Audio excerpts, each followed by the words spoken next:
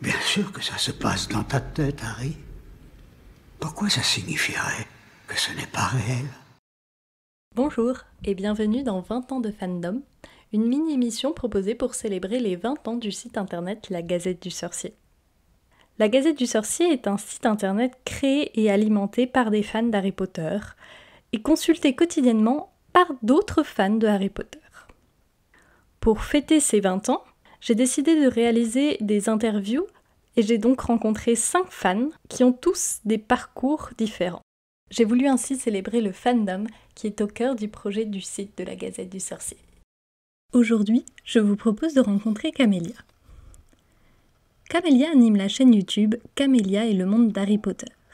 Elle y partage sa passion pour la saga sous forme de vidéos. Elle y tourne des quiz, vous présente ses derniers achats de produits dérivés ou encore vous propose de la suivre dans des événements ou sur des lieux de tournage. Il n'y a pas de doute, Camélia est fan de la saga.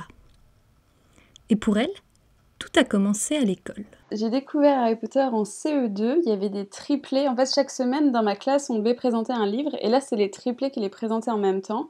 Et donc, ils ont présenté les 3 premiers tomes d'Harry Potter. Je lisais déjà un petit peu, et du coup, j'ai demandé à ma maman, est-ce qu'on pourrait acheter ces livres? Et j'ai commencé à lire, et je ne me suis jamais arrêtée. Tout a donc commencé en lisant les livres chez elle. Mais aujourd'hui, Camélia partage sa passion avec ses 18 000 abonnés.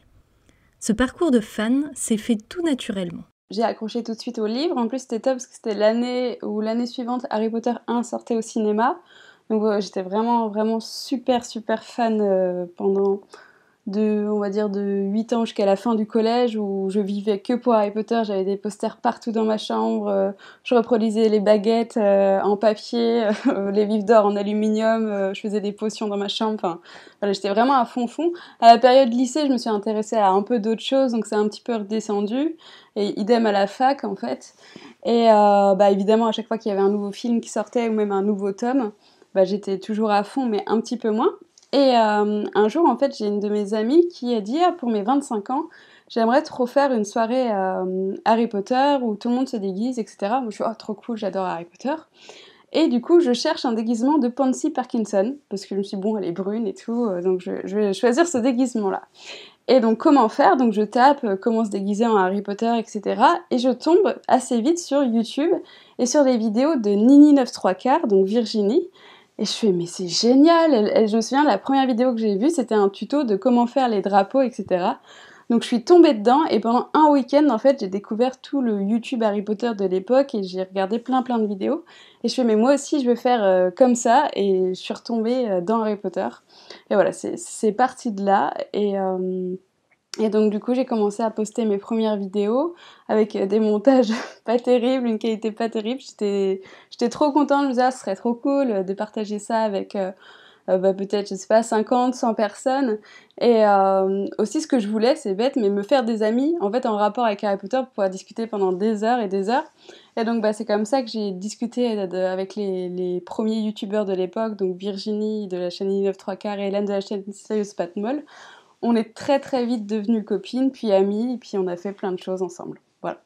Avec ses amitiés, sa chaîne YouTube et ses réseaux sociaux, être fan fait aujourd'hui partie de l'identité de Camélia. Et elle en est très fière. Ah, je suis une fan d'Harry Potter. Et j'ai toujours eu beaucoup de chance parce que depuis toujours, en fait, je sais qu'il y a certains fans qui malheureusement n'ont pas pu assumer leur passion ou ont eu peur du regard des autres. Et moi, justement, quand j'étais petite, tout le monde savait déjà que j'aimais Harry Potter. Au collège, on passait tous nos midis avec mes copines à se demander si Rogue était méchant ou pas. Et après, même au lycée ou à la fac, j'étais la nana qui regardait tout le temps avec Harry Potter, celle avec qui on pouvait regarder les films, celle avec qui on pouvait emprunter les livres. Et au départ, quand même, pour YouTube, c'était quand même différent, parce que là, c'était faire quelque chose de différent. Et j'avais un peu peur d'en parler avec mes amis, un tout petit peu. J'aurais dit, ouais, j'ai tenté un truc là, et vu que c'était pas forcément de qualité, t'as toujours un peu peur, et au final, c'est devenu un quotidien. Au travail, j'ai certains de mes collègues qui m'appellent Madame Potter. Ils sont à fond derrière moi. Ils comprennent pas trop toujours aussi tout ce qui est réseaux sociaux. Ils sont assez impressionnés, et tout le monde m'encourage, quoi. Et tout le monde me dit, ah, c'est trop bien. Camélia est fière d'être fan, mais se plaît également beaucoup dans le fandom. Elle s'y est forgée de grandes amitiés et est toujours enthousiaste de rencontrer d'autres fans. Bah, en fait, ce qui est fou, c'est que finalement, tous les fans d'Harry Potter, on a à peu près les mêmes centres d'intérêt, la même ouverture d'esprit. C'est bête, mais je trouve qu'il y a beaucoup moins d'homophobie dans le fandom que dans d'autres cercles. Et je trouve que voilà, on est tous ouverts d'esprit. Et ce qui est dingue, c'est que tu commences à parler d'Harry Potter pendant 20 minutes et après tu parles pendant 4 heures d'autre chose et tu t'aperçois que tu lis les mêmes livres, tu regardes les mêmes films. Enfin, pas toujours, on n'est pas des clones les uns des autres. Mais c'est ça que j'aime dans le fandom.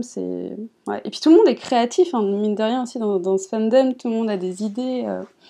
Enfin, à chaque fois, je rencontre quelqu'un, il me dit ah bah moi je fais des potions moi-même, moi je fais des dessins, moi j'écris des fanfictions, ouais, c'est chouette. Enfin, quand des fois, on rencontre des abonnés en book night et après, du coup, on les suit sur Instagram ou tout comme ça et on découvre qu'eux-mêmes font des superbes photos, enfin, plein de choses, quoi. Si son parcours est marqué de liens forts avec d'autres fans, il y a également de nombreux moments qui lui sont très chers. Des souvenirs qu'elle n'est pas prête d'oublier. J'ai eu la chance de faire énormément de choses, de rencontrer beaucoup de personnes en lien avec Harry Potter. Bah déjà, il y a la fois où je suis allée à l'avant-première des Animaux Fantastiques à Paris et J.K. Rowling a signé mon livre. J'ai même pas pu lui parler, mais voilà, c'était un rêve, quoi. Son crayon a touché mon livre. Donc voilà, ce bref instant avec J.K. Rowling. Ensuite, mon voyage à Orlando. En fait, je suis partie à la base pour 5 jours pour faire les 3 parcs universels sur 5 jours, ce qui était déjà énorme. Donc déjà, bah, le parc, il est vraiment exceptionnel. Enfin, c'est hyper immersif, c'est incroyable. Tu te lèves le matin, tu vas à Poudlard. Enfin... Et en fait, vu qu'il y a eu un ouragan, on est resté bloqué pendant 8 jours là-bas. Donc pendant 8 jours, voilà, je me suis levée tous les matins pour aller à Poudlard. Donc évidemment, c'est l'une des plus belles semaines de ma vie. Euh, et après, bah, plus récemment, je suis partie en Écosse avec Virginie de la chaîne of Strawberry Island and Sirius Patmol. Et c'est aller sur les traces d'Harry Potter et le partager avec des gens qui ont la même passion que toi. Et tout ce qui est voyage au studio, rencontres, etc. Cependant, si elle a eu la chance de vivre tant d'aventures, de faire tant de rencontres, ou encore de réussir à obtenir une immense collection d'objets Harry Potter que vous pouvez voir sur sa chaîne YouTube, Camélia rappelle qu'être fan ne se définit pas par l'argent que vous investissez ou la manière que vous avez de le montrer. On voit beaucoup en fait de gens avoir, c'est un mauvais exemple, mais avoir une collection Harry Potter énorme, etc. Et c'est pas parce que t'as 40 baguettes que t'es plus fan d'Harry Potter que d'autres choses, et que pour vivre sa passion, le meilleur moyen c'est de partager avec les autres et de lire les livres. Voilà, et puis chacun a le droit de partager sa passion comme il le souhaite. Voilà.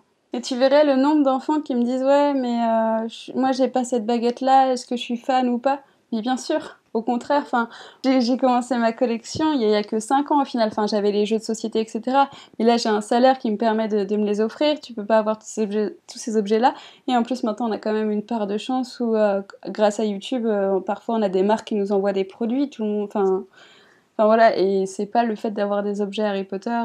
Moi, si j'ai créé ce truc-là, c'est parce qu'en effet, ça me fait mon havre de paix dans lequel je me sens bien, je suis contente de contempler les objets qu'on voit dans les films.